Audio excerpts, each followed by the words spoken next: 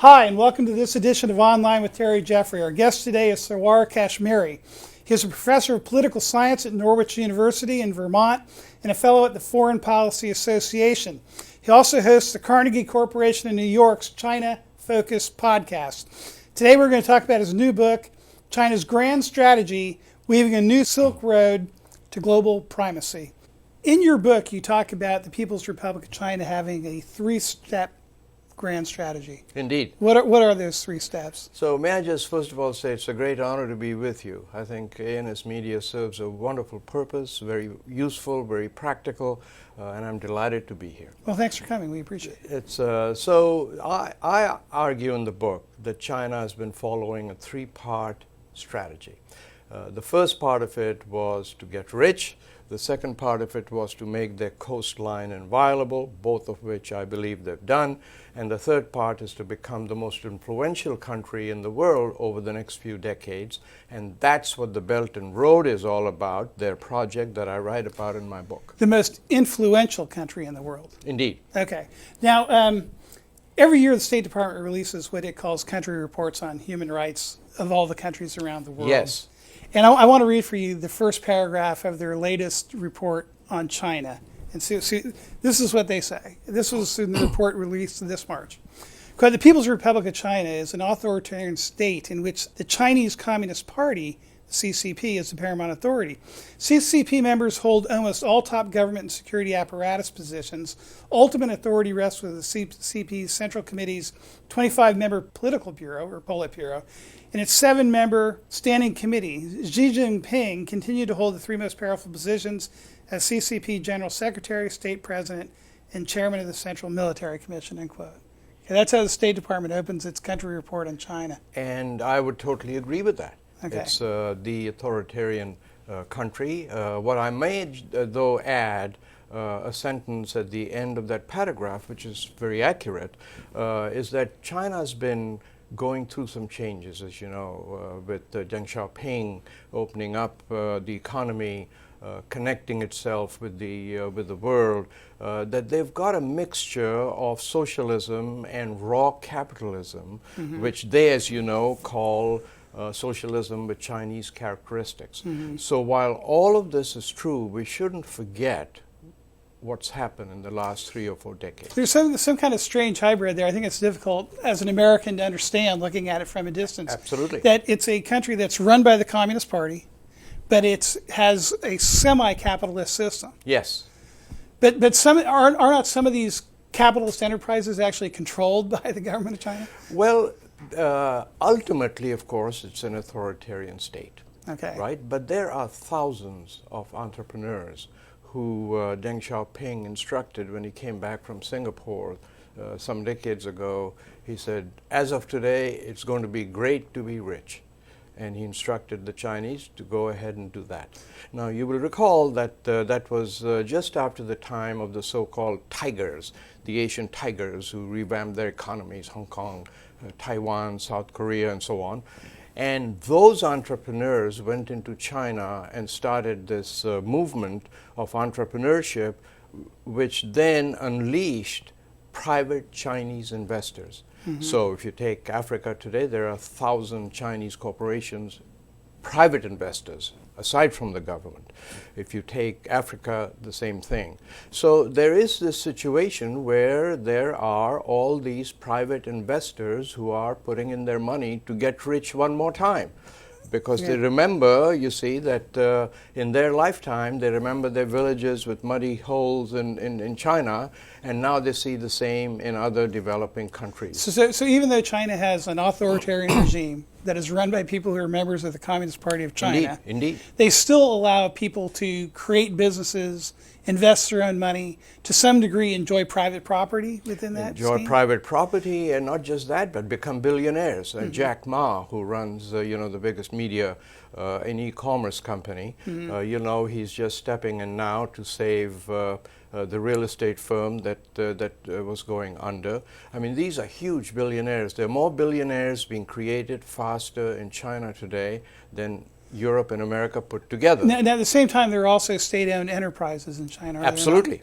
State-owned enterprises and, of course, the banks, are also under the authoritarian rule. But interestingly enough, and I must confess, I'm like you, I don't fully understand how this combustible mixture comes together. But all I can think of is the raw capitalism and the Chinese desire to do business. Is there any sort of rational framework within which the Chinese government decides we're going to keep control of this industry, the government, but we're going to allow this to be entrepreneurial? The best of my knowledge, any kind of a defense industry, any kind of a new move to high technology, I think these are very tightly led by the government. The technology. But again, led with this weird mixture of raw capitalism and socialism. I mean, I wish I had a better way to explain to you, Terry, Right. but that's the best I can do. We've not seen anything like it. Right, it's unique. Now, before we talk about the Belt and Road Initiative, which is at the heart of your book, what was the old Silk Road? The old Silk Road millennia ago was China saying, what if we connect ourselves to the rest of the world? And at that point, the rest of the world meant Central Asia, through to the early gates of Europe. And that's what they did. They opened these trails through Samarkand and through Uzbekistan, ending all the way to the gates of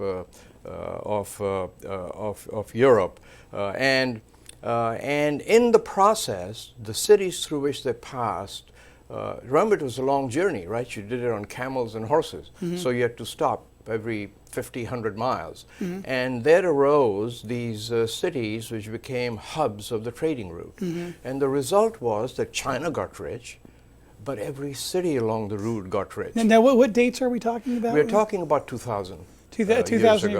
Okay. Right. So at that point, China had trade routes via land, Right. where it was coming all the way from the Pacific coast of China, all the way to Europe. Actually, to the inland.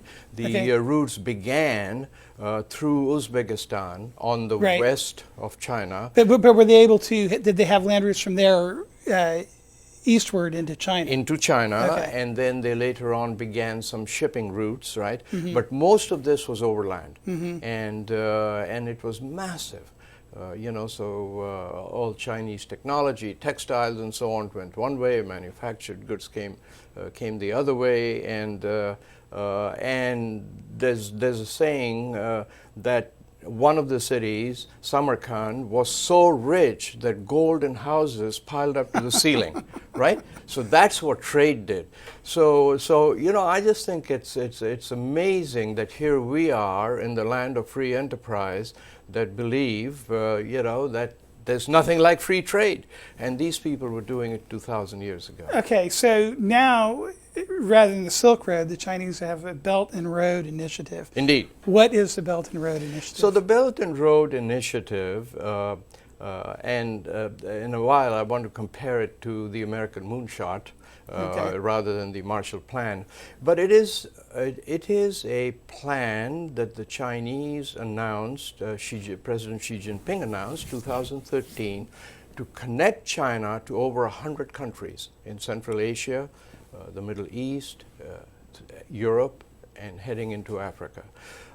And they are going to be investing $1 trillion plus dollars into kickstarting this plan, right? And already about $185 billion have been invested in Europe, some $45 billion invested in the Middle East. Mind you, these are all strong American allies, right? And Sure. This is what's taking place. And it continues, and it was announced in 2013, and over the next 5 years, China has already done over $8 trillion of business with all of these Belt and Road countries, right? That they're connecting them to. China being the largest exporter in the world. China being the largest exporter in the world. And what we're talking about, this $1 trillion investment, that would be the Belt and Road Initiative, is to build infrastructure that connects China to various Exactly. places. Puts China in the middle of these connections. So the Belt and Road Initiative actually is China's objective of building roads, bridges, tunnels, ports, airports, land ports, high-speed connectivity to all of these countries, and raising their standard of living while ensuring that China has its raw materials and uses its spare capacity to bring up the standard of living and connect itself. So you write in the book, quote, China's grand strategy today aims at replacing the United States as a dominant commercial player and influence in the world. Absolutely. So your understanding of the Belt and Road Initiative is that it's a tactic to achieve that aim.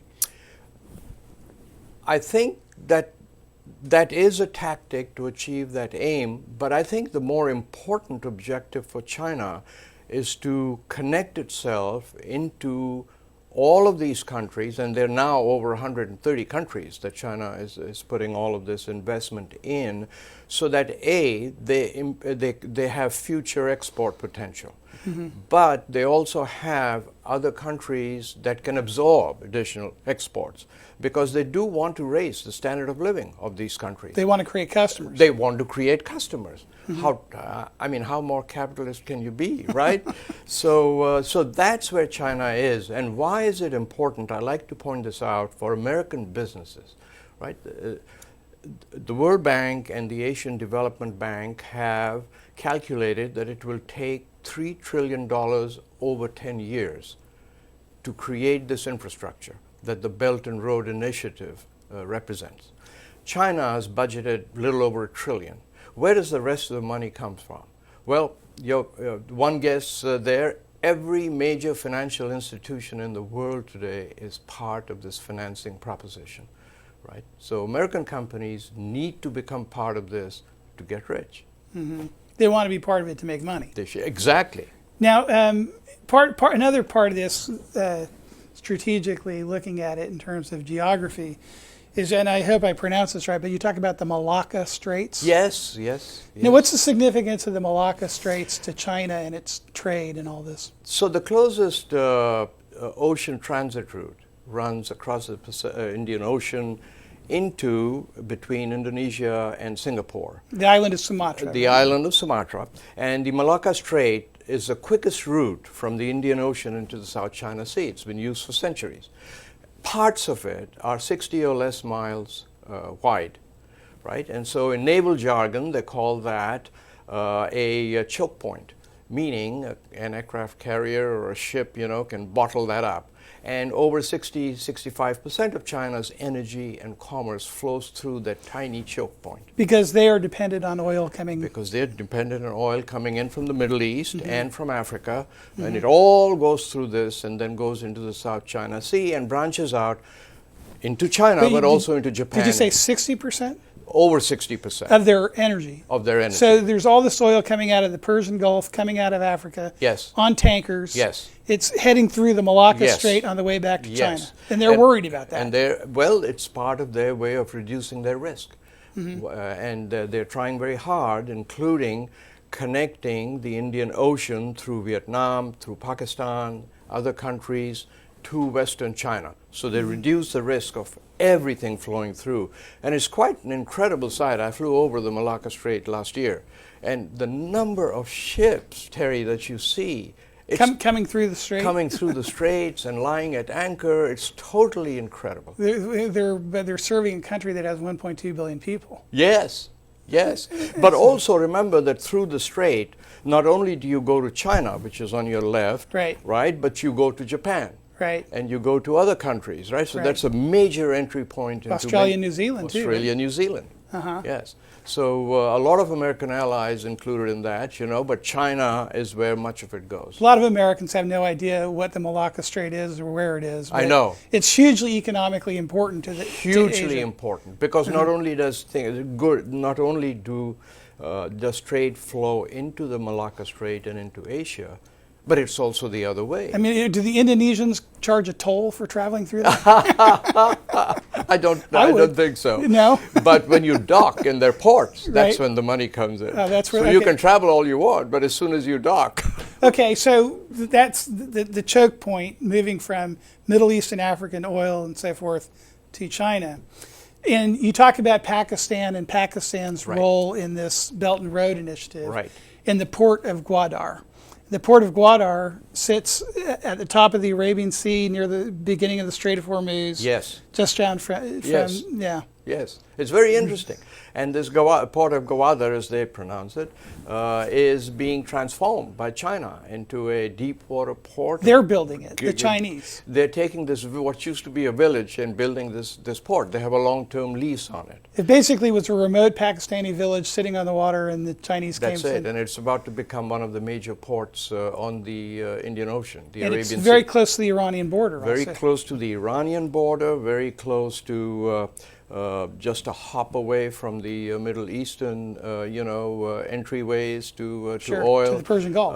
and also one more way in which China intends to reduce its reliance on the Malacca Strait, Right. because from the port of Gwadar you go straight up and you connect to Xinjiang and China's western. So you let China get entry into the ocean, and you let oil and other goods come. Okay, so if I understand this correctly, now the border of Pakistan and China, we're talking about a very high mountain range, correct? Yes, And pretty remote at this point. pretty remote.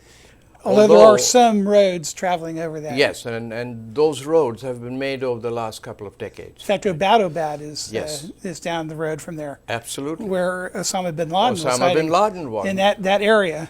Gosh, your geography is better than mine. So, quite literally, what the Chinese are going to do in this Belt and Road Initiative, insofar as Pakistan is concerned, is they're going to build infrastructure over that mountain range from western China down all the way to the coast of Pakistan. To the deep water port of Gwadar, and that's why this project, which by the way is the marquee project of China's Belt and Road Initiative, they intend ultimately, if the Pakistanis approve, to invest over $46 billion into all these projects.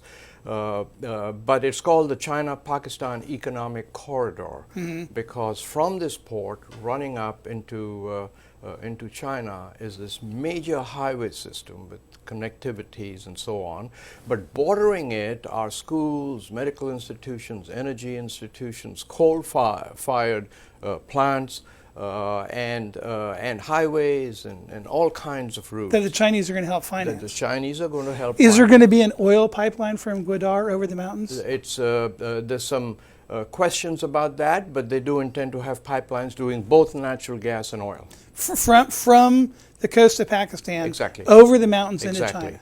So they would not over the mountains into China, but you take it all the way up from Pakistan to the foothills, Right. from which there already are roads, so you can fill the tankers Okay. there. They would not pump the oil over the Exactly, hill. They would exactly. they would truck it over the hill. Exactly. But that would be a way they'd be able to get oil from the Persian Gulf without having to go through the Malacca Exactly, Strait. and they're trying to do or are doing the same thing from Vietnam to take it up into China with pipes and then have it shipped. And in the there. process of doing this, they're hoping to build a strong political relationship with the Pakistani government. There, obviously, yes, political relationship, influence, and they, by the way, have already raised the electric supply to where Pakistani exporters now are doing much, much better than they used to. Helping to reduce Pakistan's debt levels, to kickstart the economy. I spent some time talking to the former central bank governor of Pakistan on all of these issues, and that's what it is.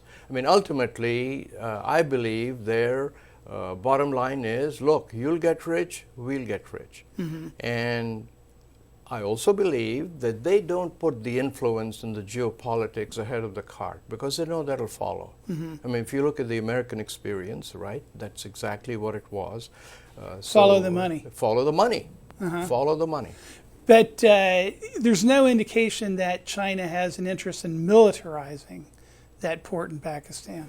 Well, first of all, Pakistan is the largest recipient of military aid from China.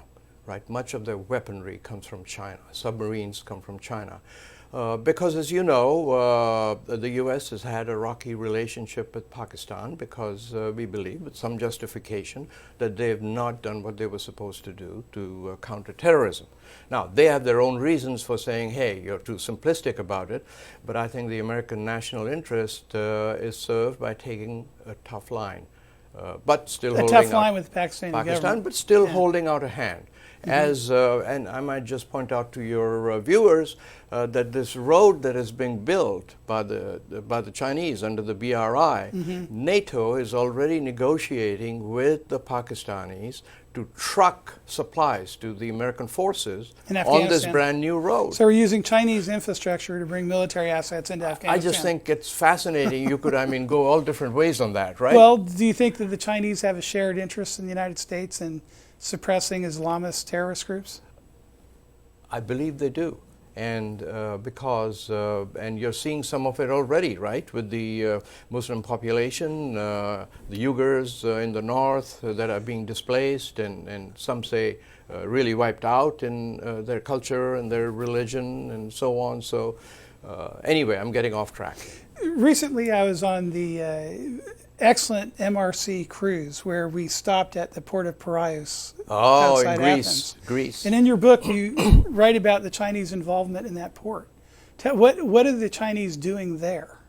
Well, the port of Piraeus, and by the way, for some of the historians viewing the program, you know, that's where the Golden Fleece fellows went out to find the Golden Fleece. So the port of Piraeus was decaying.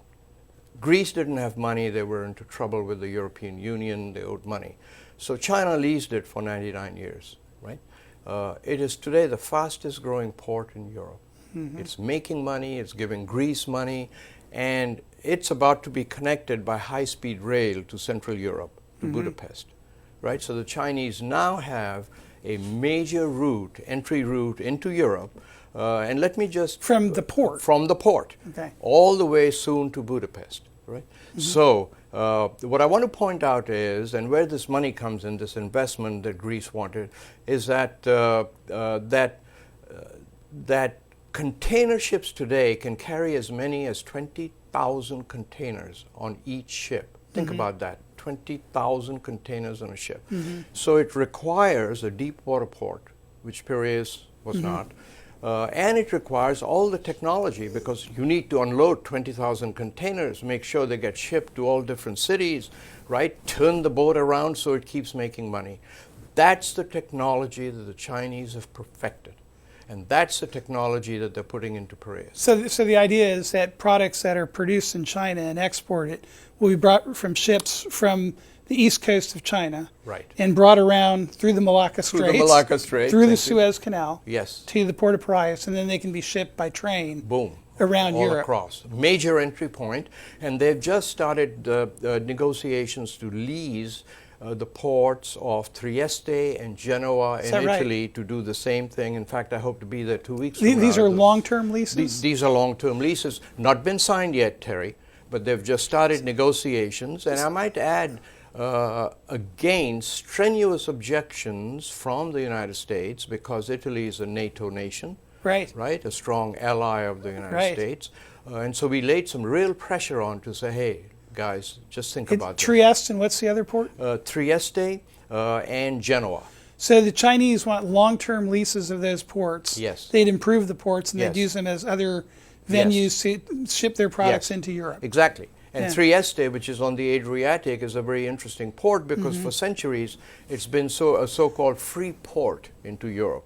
It's right at the top of the Adriatic. It's right at the top of the Adriatic, and so those negotiations are ongoing, and I hope to, in fact, have some conversations there 2 weeks from now. Interesting. Yeah. Now, if my geography is correct, the Chinese do not have a clear land route into Europe itself. I mean, they can't get into Europe itself without crossing through Russia, correct?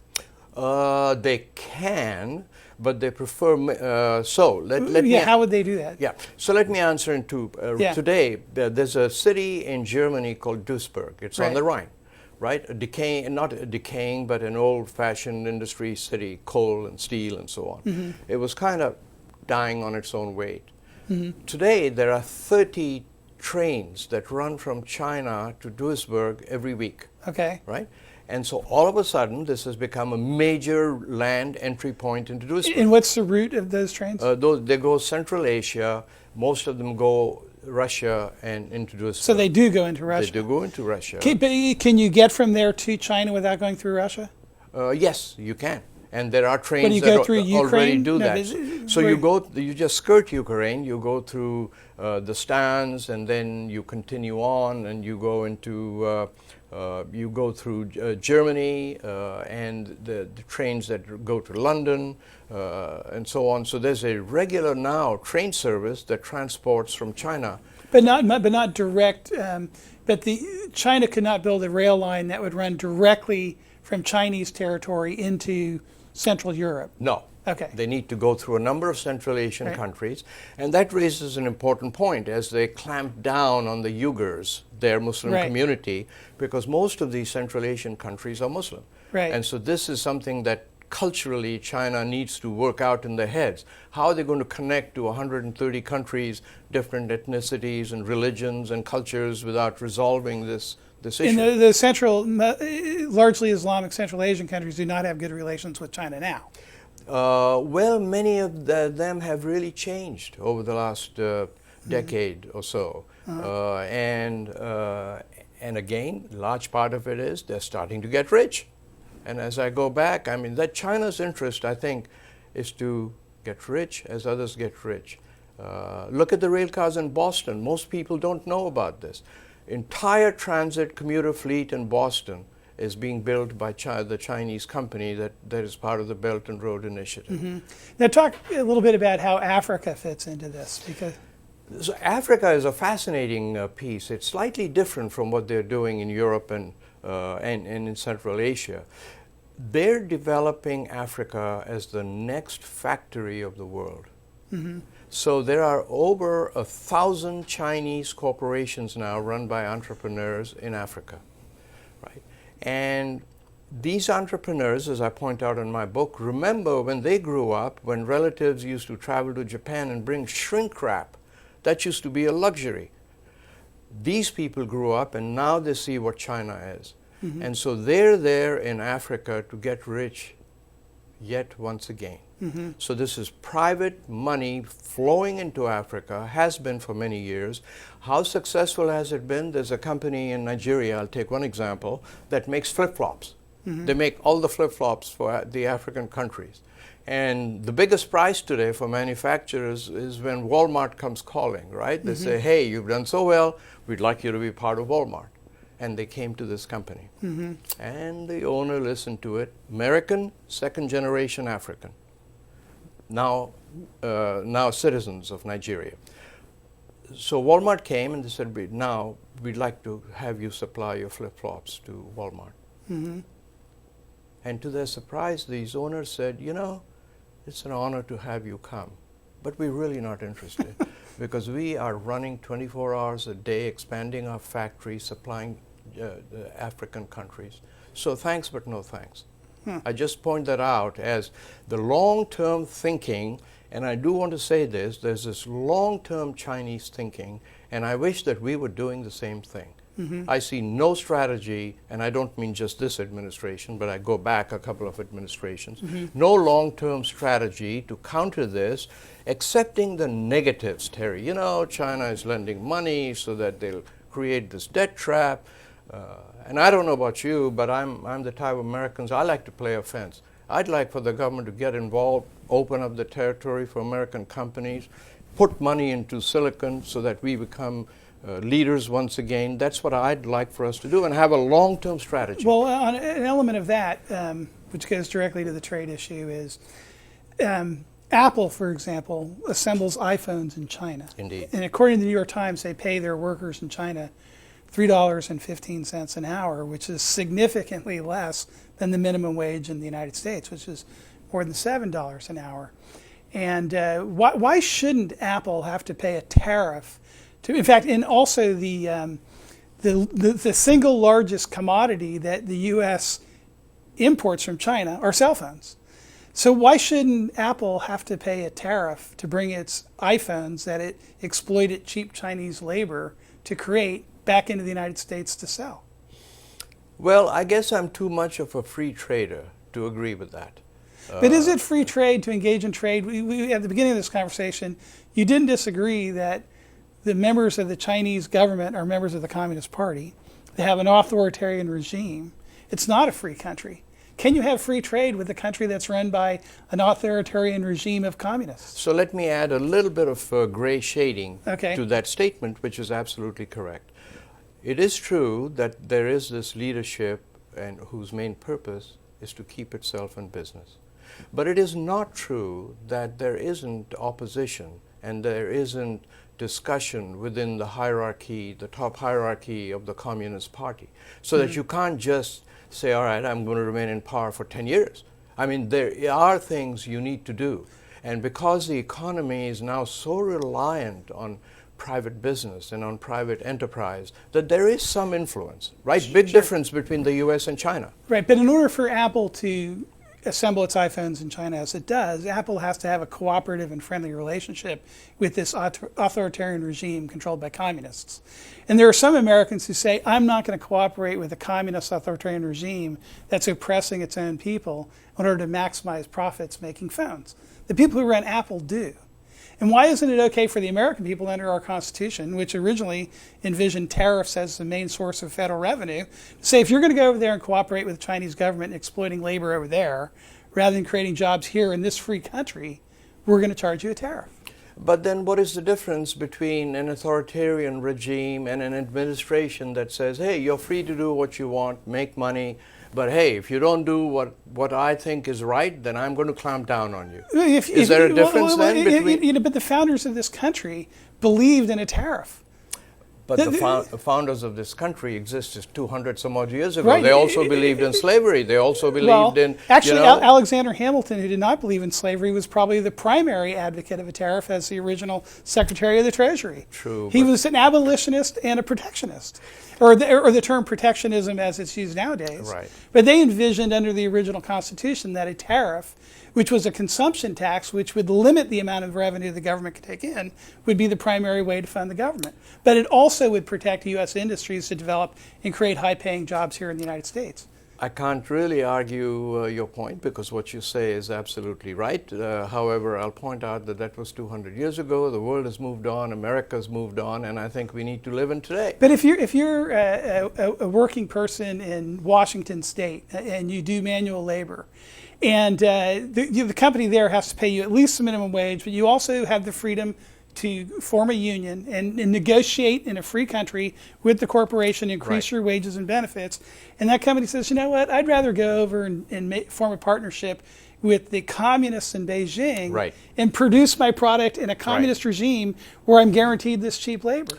So my answer to that would be that if you look at the total cost of producing an iPhone, right, the manufacturing costs are very small. It's the service that goes into it. It's the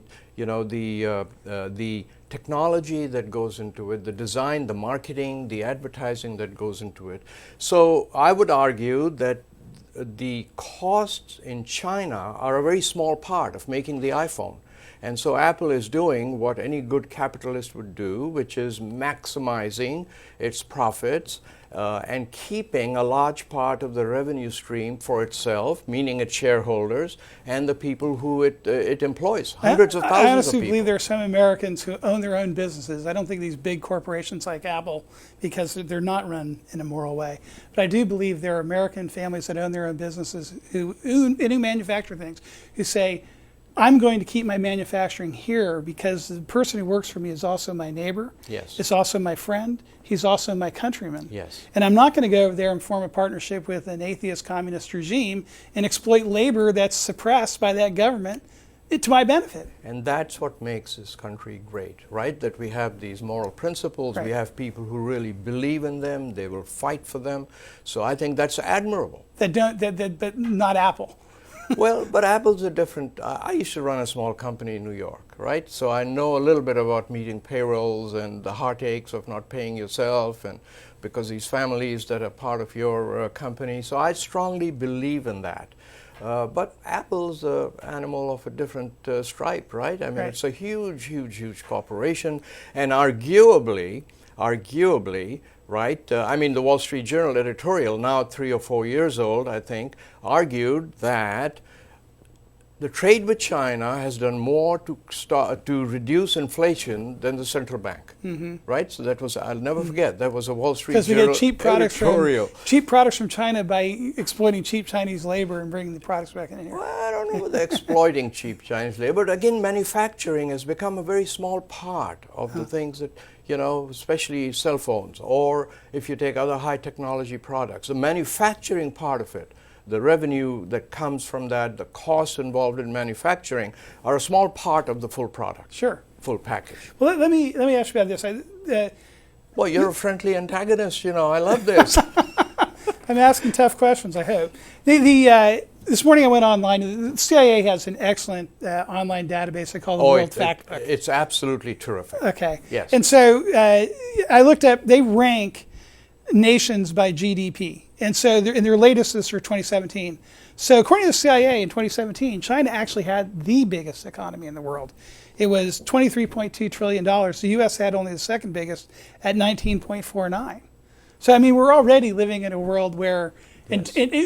measured by GDP, according to the Yes. CIA, China has a bigger economy than we do. Absolutely. And the only caveat there, looking at that number, Right. is, as you know, economists measure GDP in 2 ways, right? The Right. purchasing power parity and simply converting the currencies. Right.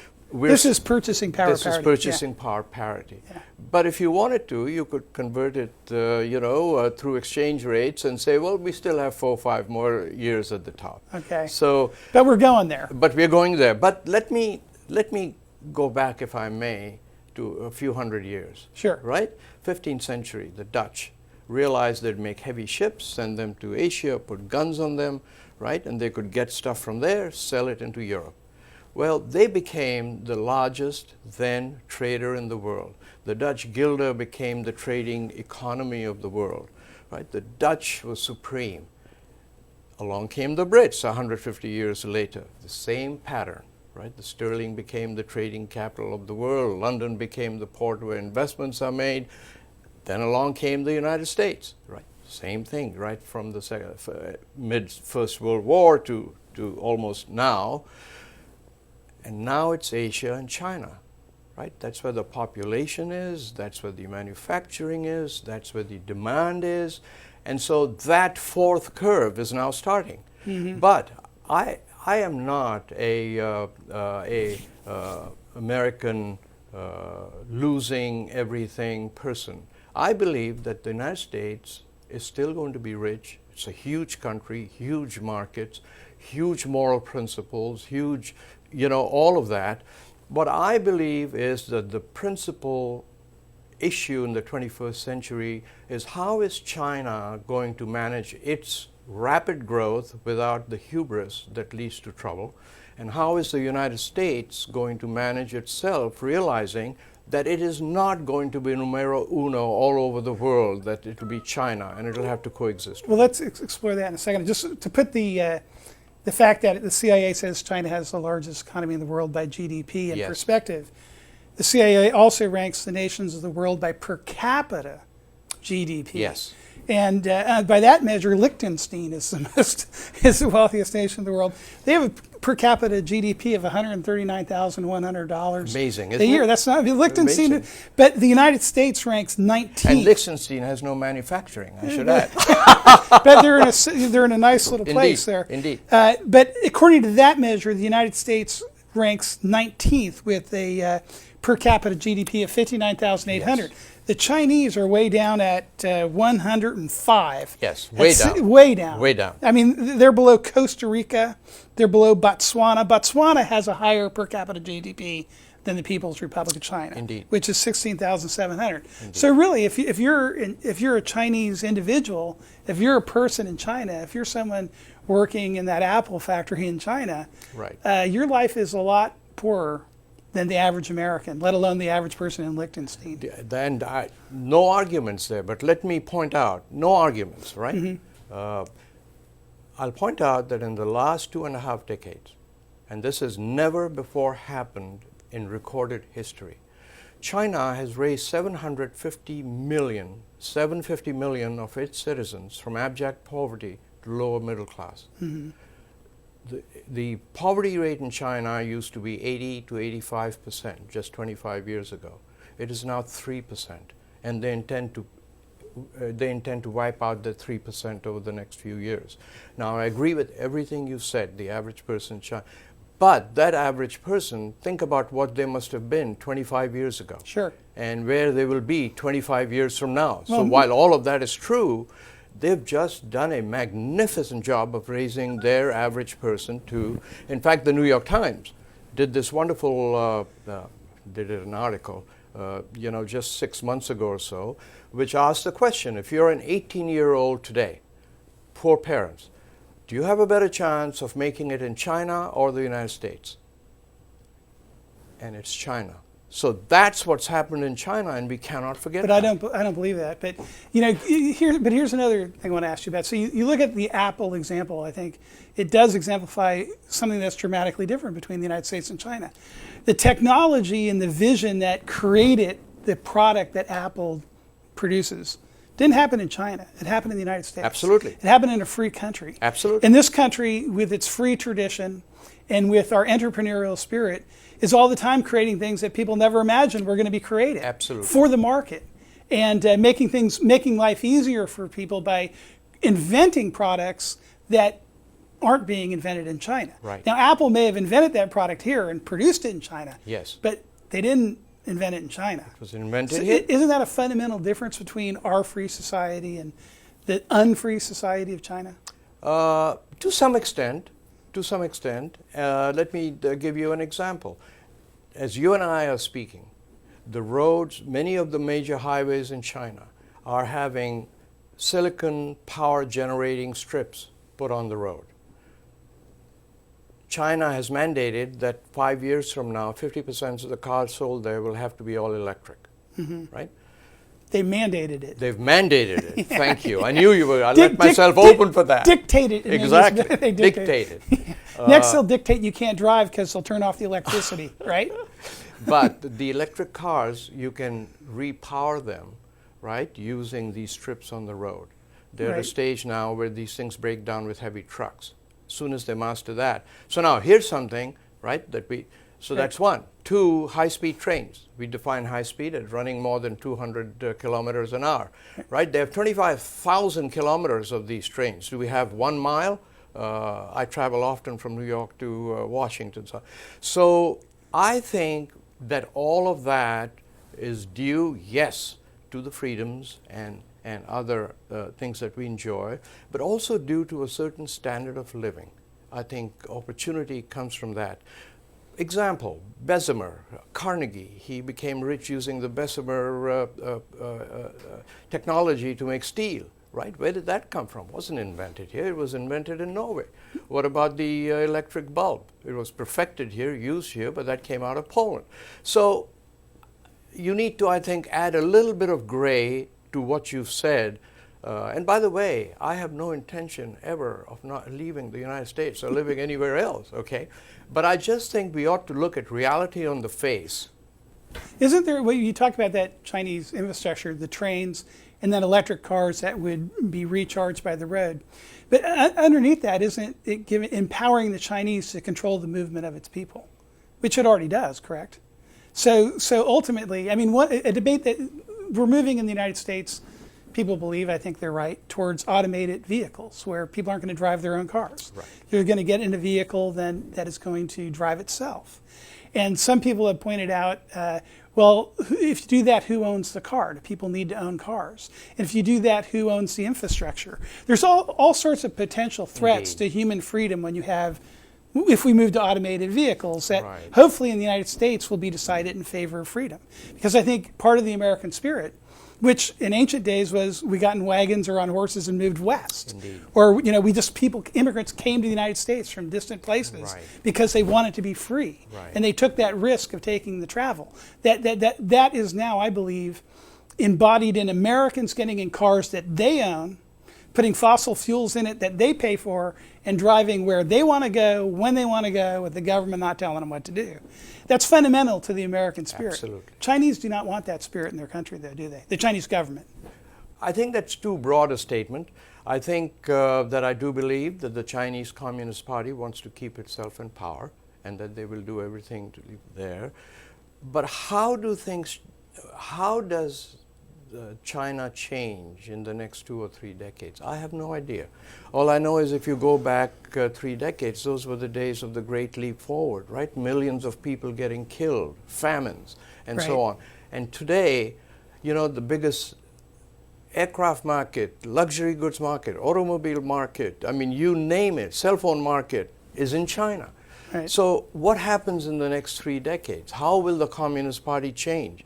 I mean, Deng Xiaoping came into a country that had no capitalist system, went on television and said, I've just been to Singapore. Let's get rich from today. Well, what we hope is that the State Department report 3 decades from now will say China is a free country. Wouldn't that be wonderful? Instead of an authoritarian regime Wouldn't that ruled be by wonderful? communists. Wouldn't that be wonderful? Yeah. But I would also throw in that let them find their own way, right? Deng Xiaoping, I just want to give this saying. He had this saying which I really, really like. When he said, now go out, get rich. But he said, remember, feel the stones while crossing the stream. Mm-hmm. You know where you want to go, but you put your foot down, it gets cut, take a different tack. It gets cut, take yet a different tack. And that's what I believe they're doing. But Americans should stand up and speak out in a moral witness to things that China does No that question. abuse human No freedom. question. I mean, for example, in their religious freedom report that the State Department put out, it says they put monitoring cameras with facial recognition software inside churches and monasteries.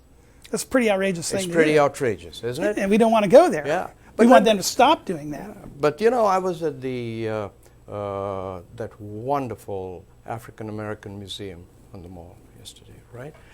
And I was thinking when I was reading the Declaration of Independence, all people are created equal, right? And they're endowed by their creator. And then endowed by their creator. Absolutely. And China has an atheist regime. However, there were folks who said, listen guys, do you really mean this? Because if you're going to enforce all this, right, then we may not want to sign on. So do you want a country or do you want to believe in this line by line as it's written in the Constitution? And thankfully, they compromised, right? Because we are today the freest, the largest, in many ways, the most productive country in the world, right? And I think we need to keep that in mind. But the founders in that declaration, they appealed to the laws of nature and nature's God. And they said all men are endowed by their creator with certain inalienable rights. And isn't it fundamentally the problem with the Chinese regime that it is an officially atheist regime? Well, and they do not recognize the laws of nature and nature's God. It's and that, if I may say so, that is entirely their right to do so. To ignore the laws of nature and nature's God? To not believe in what we believe in. The bottom line, though, is it's a binary thing. It's either true or it's not true. Either our rights come from God or they don't come from God, right? But it's one or the other. That's the American interpretation. No, but it's either one or the other, right? We are endowed by our Creator with our rights, or they don't come from our Creator. And if you and I, it's one or the other, right? Absolutely, I totally agree. And America, as a nation and as a people, we recognize the truth that in fact our rights come from God, that there is a God and our rights come from that God. But if you and I were having this conversation in China, the Terry sitting across from me would say, listen, this is a binary concept. Either it's right or wrong. And of course it's wrong. And I would then say, of course it's wrong. And then Xi Jinping would put you in jail. Well, like he does many religious dissidents. Yes. So all I'm doing is throwing a little bit of gray into this. I believe as you do. Right? I believe as many Americans do. But we cannot take away the fact that there are people who are larger in number who do not, who believe in a different system. There are people who believe in exactly that understanding that there is a God and our rights come from God who are in China today and are being persecuted by their government for believing and standing up for the truth. Absolutely correct. And I would urge the American administration to engage. because the easiest way to change people is to engage. I mean, I remember growing up in India, right? I mean, all I read was American magazines. There was a reason for it, right? That's what we But you had religious freedom in India. We had religious freedom in India, but still, leave the religious freedom aside. I was an American before I came to America, and the reason of it was what this country stood for. Sure. Right? And therefore, we just need to continue engaging. Ultimately, they will be influenced, as they have already by capitalism. We have one more step to go. So I guess I would urge this administration, any administration, to say we cannot not engage. We need to do that. Professor Kashmeri, thank you very much. Terry, it's been a pleasure to talk with you.